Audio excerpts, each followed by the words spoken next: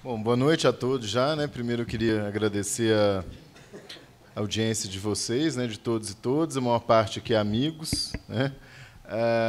Agradecer ao Marcelo pelo convite e agradecer à Comissão de Direito Tributário da FEComércio, a todos os seus membros, na pessoa do seu presidente, professor Walter Lobato. Bom, eu vou ser bem rápido, porque acho muito mais importante que a gente discute o Luiz Cláudio, né, do que a gente. Vou fazer só algumas considerações que são importantes para mim.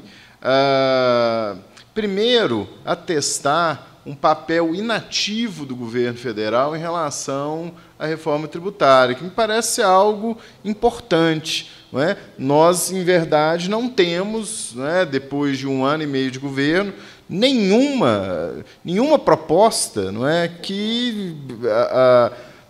formal que tenha advindo do Poder Executivo. Nós tivemos, não é, enfim, durante 1 ano e meio, alguns balões de ensaio, quase todos eles em torno, não é, enfim, do renascimento da CPMF ou algo do tipo. Não é?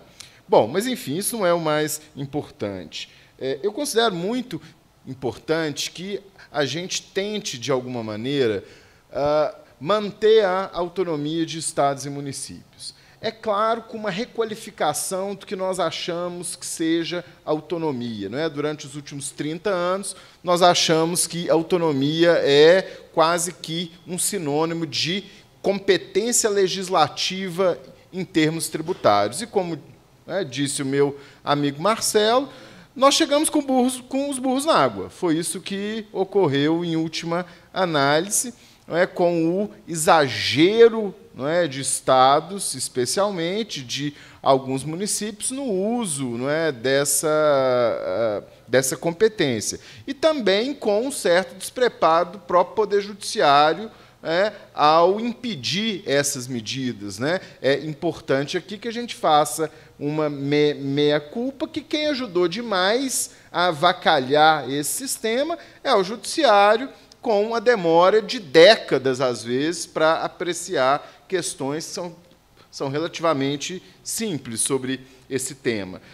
Eu queria, então, entender, Luiz, se aquelas alíquotas, não é, de estados e municípios elas vão poder ser alteradas por eles, não é, se isso está dentro do projeto. Eu queria também entender, não é, se estados e municípios, quem é que vai cuidar do dinheiro, no final das contas. Não é, porque me parece que vai ter uma câmara de compensação que vai funcionar em tempo real. Eu queria saber se houve ou se haverá, né, se nós estamos próximos de um acordo dos entes políticos em relação a esse ponto. Porque me parece que hoje, na sua intervenção pela manhã, o professor Walter Lobato falou que a relação entre fisco e contribuinte ela é uma relação de desconfiança. Eu uso essa mesma expressão para dizer que a relação entre os entes políticos brasileiros também é uma relação de desconfiança. Não é? Ninguém confia em ninguém aqui. E temos muitas razões para isso. Não é? Muitas razões para isso. Não faltam. Não é? Basta que a gente, né, observe a judicialização que há na relação entre os entes políticos, pelas mais diversas razões. Outra questão que eu acho importante também que a gente discuta é o prazo de implementação dessas alterações. Me parece que o prazo de 10 anos é um prazo relativamente longo. E que, durante esse prazo de 10 anos, nós vamos conviver com 2 sistemas. Essa é a verdade. Não é? Eu tenho muito receio da judicialização, enfim, dessas questões durante esse prazo, e acho que o Brasil está na UTI. Enfim, eu não acho que nós estamos assim, não, vamos fazer experiência, vamos melhorar. Então, se é para dar algum choque importante, não é? E essa me parece uma trava fundamental para o desenvolvimento do país, como algumas outras, é importante que a gente, enfim, arrisque um pouco mais. Por outro lado, isso pode parecer um pouco pouco paradoxal, eu sou um dos críticos dessa alíquota única. Por quê? Porque eu acho que a experiência brasileira ela consolidou, né,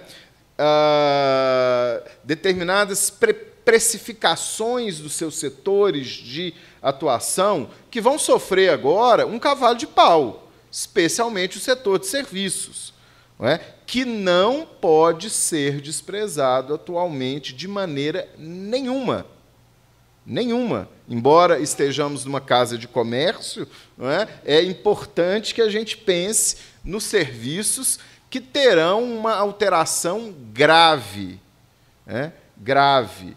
Então, às vezes, se sair de uma tributação e ir para outra 2 vezes maior, em alguns casos, mais do que isso, né? De uma maneira abrupta, né? Talvez fosse o caso, né? Já que há um certo fetiche, até eu diria, em torno dessa única alíquota, né? Não me parece que a gente, acostumado a ter zilhões de alíquotas, né? Fôssemos ter problemas ali com 3 alíquotas, enfim, com 4. Né? Haveria, sim, um problema de pressão política para saber em qual delas é que eu vou ficar. Né? Mas, assim, eu não acho que ter 3 ou 4 alíquotas iria desmanchar o sistema. Né? Ou seja, me parece aqui o remédio ele é, de fato, amargo. Né? Bastante amargo. Enfim, portanto, né, talvez, né, para não abandonar o dogma dessa alíquota única, né, fosse o caso de prever um regime de transição para determinados setores que forem atingidos com o aumento da carga tributária. Eu acho que essa poderia ser uma saída, né, para que houvesse a manutenção da alíquota única e a contemplação do interesse de determinados grupos e setores que seriam muito afetados por isso. Outra coisa fundamental é que algumas questões que hoje, tal como na reforma da Previdência, estão sendo remetidas a uma discussão posterior, que seria feita através de lei complementar, não é, que determinados pontos fossem devidamente esclarecidos na Constituição, não é, e nos próprios projetos, não é, enfim, especialmente a não cumulatividade. Não é? Não é que a gente não pode acreditar no que, no que não está escrito. No Brasil, nós não podemos acreditar nem no que está escrito. Entendeu? Entre nós, o drama é, enfim, entre nós, o inferno tem subsolo, tá certo? Nós vimos há anos e anos e anos, não, no ano tal vai haver tomada de crédito, não sei o quê. Aí chega pertinho do ano, não, a gente vai mandar mais para não sei quando. O último ia ser esse ano, foi para 2032. Enfim, então, assim, nem o que está escrito a gente pode confiar. Né? Então, eu acho que não seria de todo descabido que a gente explicasse ali num parágrafozinho do artigo 155 ou qualquer outro, não é, o que se entende por crédito financeiro de uma maneira clara. Né? Basta nós observarmos a litigiosidade que há em torno do ICMS e do PIS e COFINS também. Olha a tanta discussão que tem de crédito PIS e COFINS. Não é? Será que nós queremos, né, a manutenção, né, desses casos? Óbvio que não. Por fim, né, só mais 2 observações. A primeira delas é que eu acho imprescindível, num país que quer ter um sistema tributário que seja justo, a rediscussão do imposto sobre herança. É impressionante como se discute a tributação de lucro, tudo quanto é coisa é discutido. Mas, a hora que chega no imposto de herança, todo mundo acaba com a palestra. Então, vai embora de fininho, uns para lá, outros para cá e tal. Por quê? Porque quem pagará imposto sobre herança é a classe média e, né, os setores que têm representação no Congresso Nacional. Não é? Pobre não tem herança, gente. Pobre deixa dívida para os outros. Entendeu? Então, enfim, por que ninguém discute o imposto sobre a herança? negócio que é, enfim, importante. E, por fim, não é, eu acho que essa reforma no sistema constitucional, obviamente, ela é necessária, porque o nosso sistema é todo constitucionalizado, o único sistema do mundo no qual isso ocorre, não é? Mas também seria bastante importante uma reforma no sistema infraconstitucional, especialmente no Código Tributário, que é um instrumento de 1966, que foi feito na década de 50. Né? Em 66, os caras só tiraram o anteprojeto lá que já estava na gaveta há 10 anos e aprovaram. Portanto, ele é mais velho do que, não é, do que é de verdade. Tá certo? E muitas das questões que emperram o sistema são fruto de desacertos que foram colocados no código ou simplesmente do fato do código ter ficado atemporal. Quando a gente pensa que não, mas isso será que é tão importante no sistema? Basta olhar para o papel do STJ. Na teoria, o STJ só julga código tributário.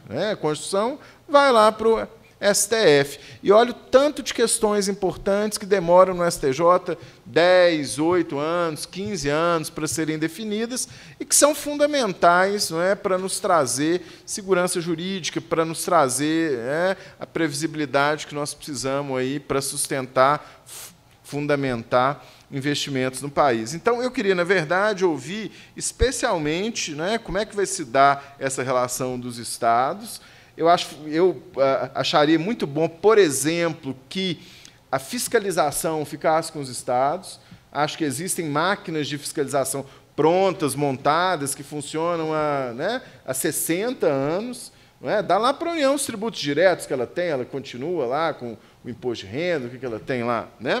E ouvir ainda sobre as alíquotas únicas, ou a possibilidade de que haja, para alguns setores, esses ajustes.